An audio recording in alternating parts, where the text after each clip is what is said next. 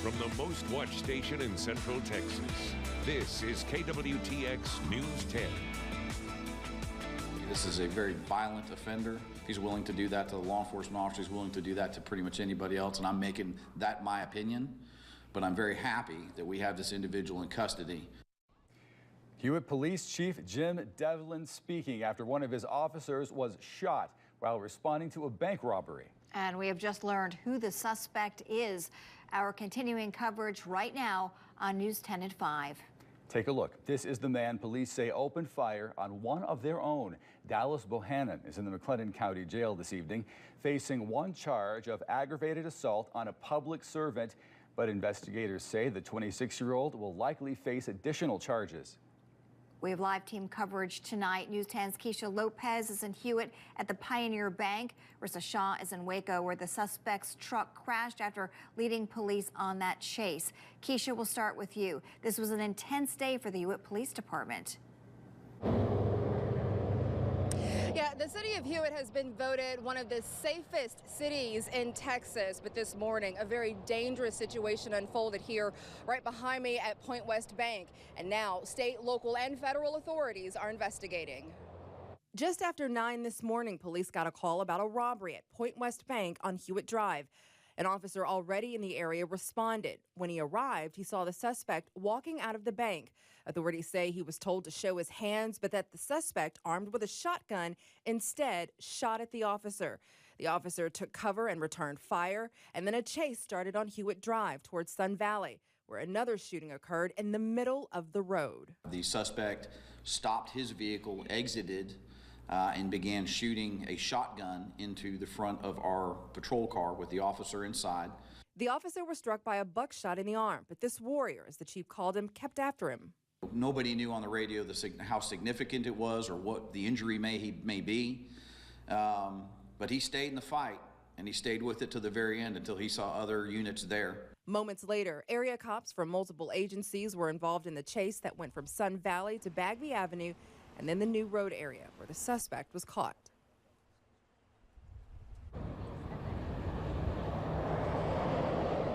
Now tonight, the 2-year veteran with the Hewitt Police Department is home with his family tonight. Also, Hewitt Police, the FBI, and also the Texas Rangers are involved in this case. And from what I'm told, it's going to be a pretty lengthy one to investigate.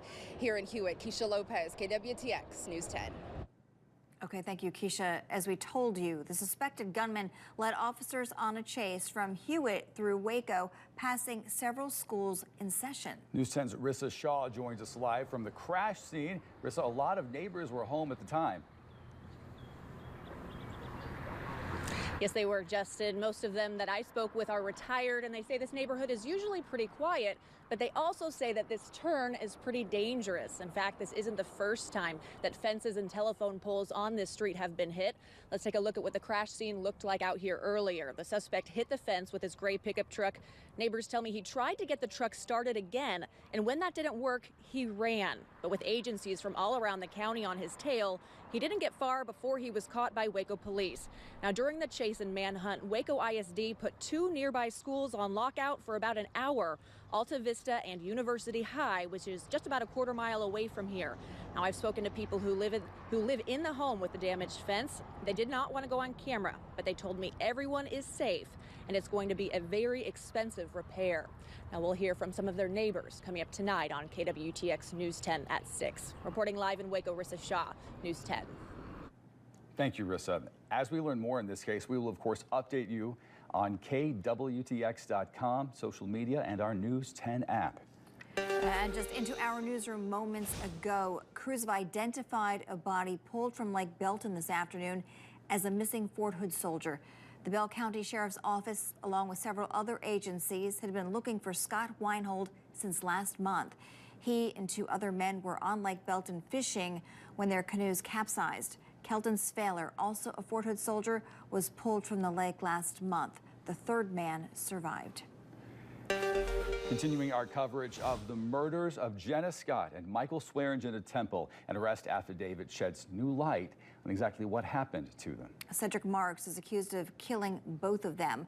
And according to the affidavit, Marks' girlfriend, Maya Maxwell, tells police she was with him when he murdered Jenna and Michael.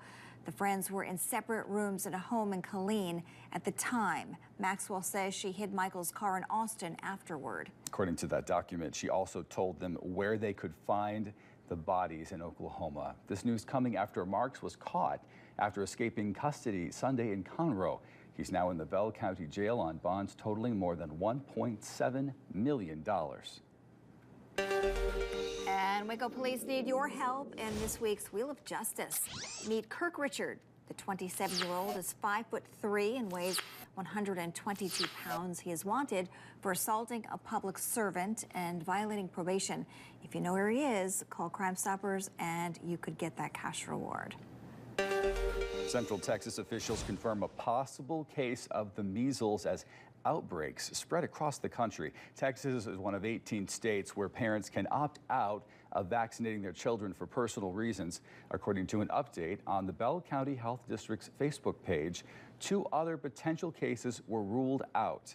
There are already around 10 cases in the Houston area. Officials say the Bell County cases in question, the children hadn't been vaccinated or completed their vaccine series. So no merger for 2 Texas healthcare systems after all. That word from both Baylor, Scott and White and Memorial Hermann healthcare systems, which say they are strong enough on their own. The systems would have combined executive and support staff based in Temple, Austin, Dallas, and Houston.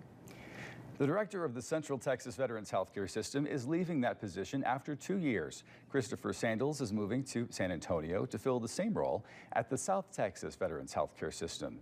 Andrew Garcia has been named interim director effective March 3rd. Tonight, a Texas woman wants you to know something after the death of her grandson. She says he died when an e-cigarette exploded as he was trying to use it. Here's Marianne Martinez. He had a future ahead of him, a life ahead of him. Alice Brown raised her grandson, William Eric Brown, as if he were her son. This week, she will be burying him. The Tarrant County Medical Examiner says the 24-year-old died January 29th from a stroke caused by a severed artery from a vaporizer pen explosion. That went across his lip, apparently somehow, and cut his lip. The explosion happened in the parking lot of a vape shop near Beach and Golden Triangle in Fort Worth Sunday, January 27th. The shop tells us Brown didn't buy anything, but he wanted help using a mechanical mod-style vape pen, a brand it doesn't sell because it's been known to have issues. The shop manager says he called 911 when he saw Eric in trouble in the parking lot. That 3-piece thing went into his throat and stayed there. And that's what they should have taken out as soon as he got to the hospital. And they decided to wait till Monday or Tuesday. Brown was taken to JPS in Fort Worth. His family says doctors knew he had a piece of e-cigarette lodged in his throat but was never operated on. JPS says it can't discuss specifics due to privacy laws, but added, quote, "We hold ourselves to the highest standards in providing high-quality health care and will take family concerns seriously as we review all that transpired." Murder. Just and he's not quite 25 years old, and he should have had a long life ahead of him. He should have made it if they had done the surgery. Brown's grandmother says she's not interested in suing because it won't bring her boy back. In other news, Texas lawmakers are working through a list of hundreds of bills during its 140-day session. Today, Governor Abbott announced his legislative priorities in his State of the State address. Property tax relief is at the top of his list, and that includes capping local property tax hikes at 2.5% unless there is voter approval. He also talked about school safety.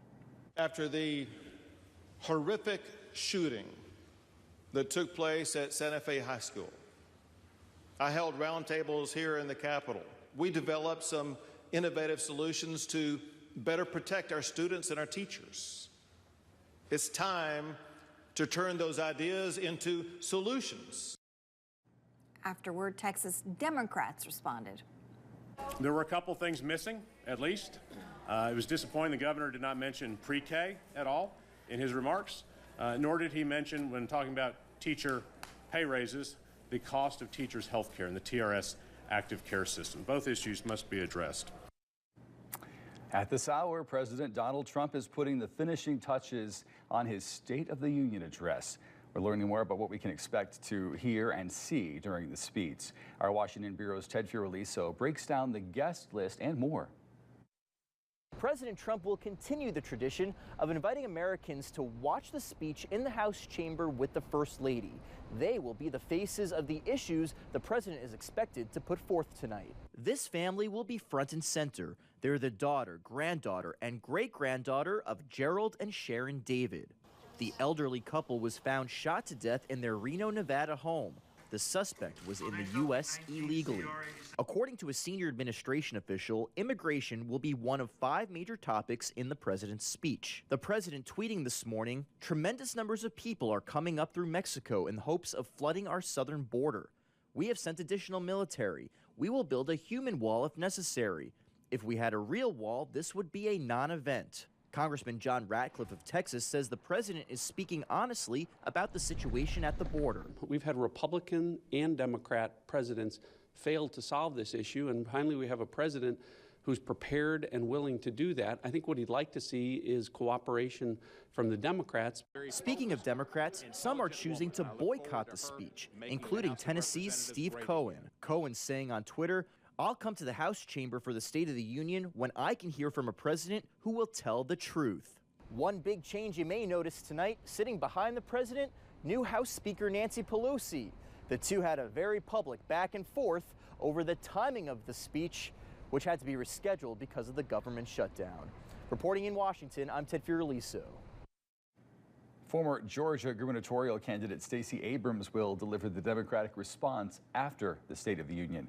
You can watch both speeches after The World's Best tonight, right here on KWTX. Well, still ahead, looking for a sweet treat after dinner tonight.